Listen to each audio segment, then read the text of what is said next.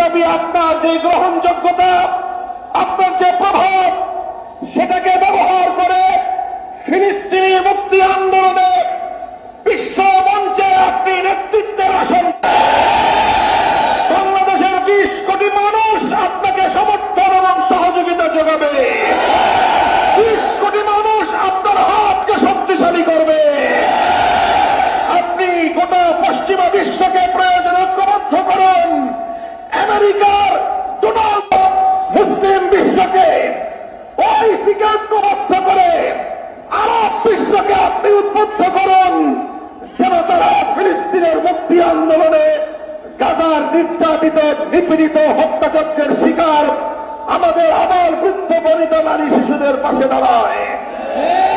বাংলাদেশের পক্ষ থেকে আমরা উদাত্ত আহ্বান জানিয়েছি, যদি প্রয়োজন হয় বৈশ্বিক জিহাদের বাদ দেওয়া হবে, সারা দুনিয়াব্যাপী জিহাদের দাবানল জ্বলে উঠবে। ইসরায়েল এবং ইসরায়েলের স্বার্থ সংশ্লিষ্ট আমেরিকার সমস্ত আস্তানা গোটা পৃথিবী থেকে উৎখাত হয়ে যাবে ইনশাআল্লাহ।